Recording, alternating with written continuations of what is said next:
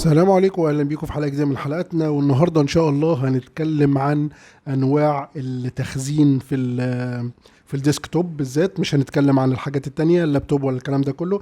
بس النهارده هنتكلم عن تطور وحدات التخزين. وزي ما انتم شايفين كده، هو دي كل الوحدات الانترنال، الحاجات الداخليه اللي بتبقى جوه الكيسه، مش الحاجات الاكسترنال زي الفلاشات والهرود على الموبايل والاكسترنال والكلام ده كله. لا، احنا بنتكلم عن الحاجات الانترنال اللي داخل الكيسه.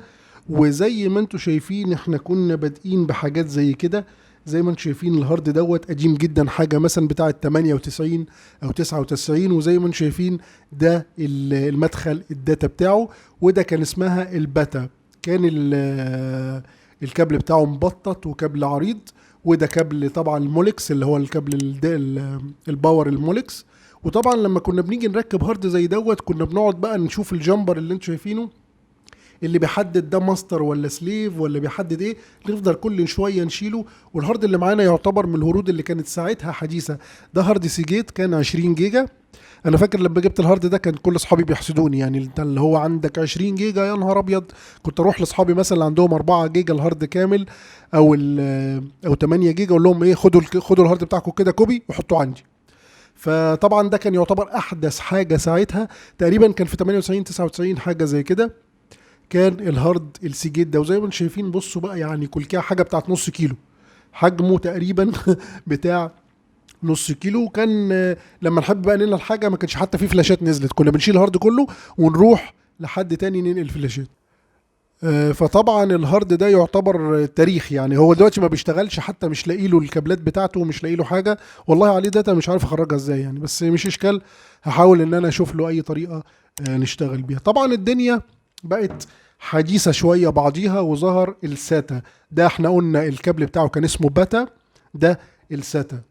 الساتا ده بقى ظهر حدث. طبعا السرعات بتاعت دوت، انت كنت بتتكلم في 100 ميجا بير سكند او يمكن اقل من 100 ميجا كمان.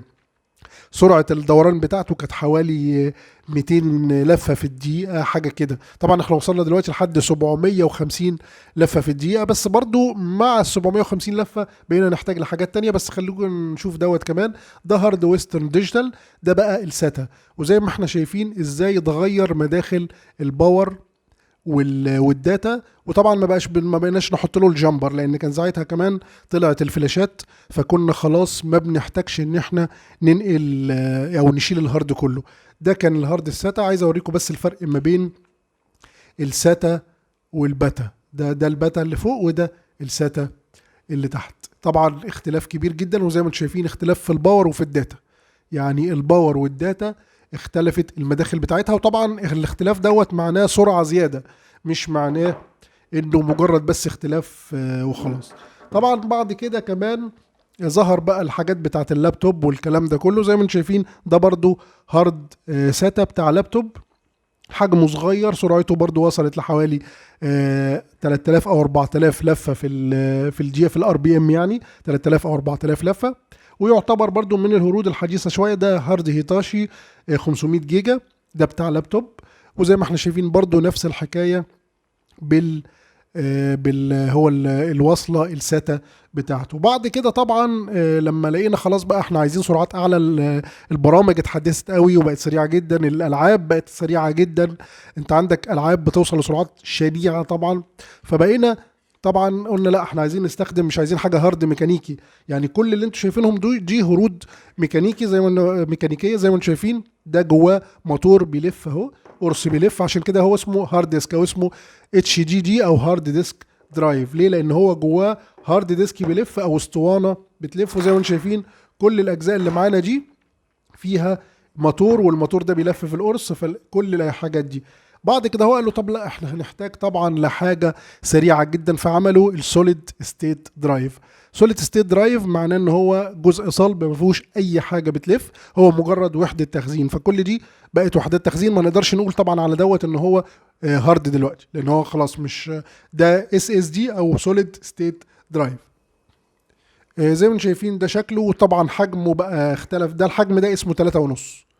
او سوري 2.5. ده الهارد ال 2.5، ده ال 3.5 الكبير ده اللي هو ال 3.5. طبعا ده سرعته وصلنا لسرعه 500 ميجا بت بير سكند. انما الحاجات دي كلها، وفي حاجات طبعا بتوصل منه ل 1000 ميجا بت بير سكند.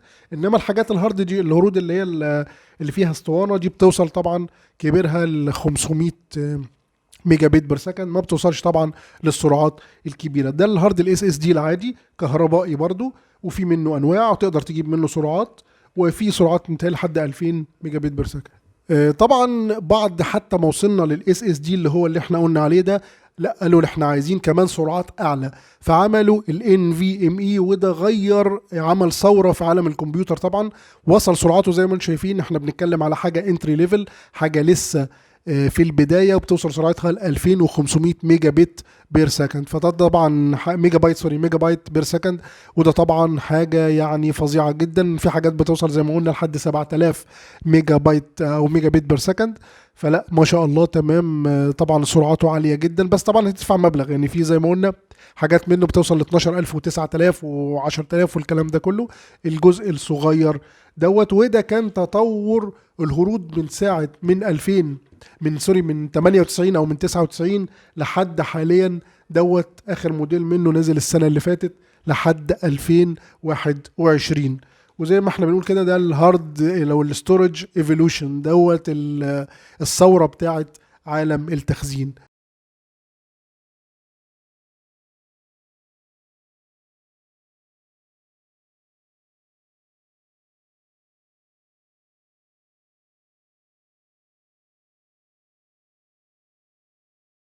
يركب، بتفك المكان ده كده. عندك اتنين هاردين اللي هم 3.5، مقاس 3.5. بتفك دي كده اهي، ماشي، وتبدأ ان انت تطلع الجزء ده كله. هو حاجة سلايد كده اهو، حاجة سلايد كده اهو. ده الجزء اللي بيركب فيه الهارد. وتقدر طبعا ان انت تجيب الهارد بتاعك وتركبه عادي كده. بس انا عشان الهارد اللي معايا كان اللي هو الحاجات في الكيسات اللي هي الجديدة دي، في الكيسات القديمة سوري ولا ايه.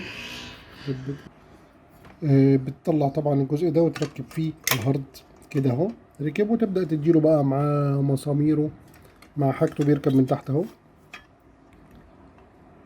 المسامير بتركب.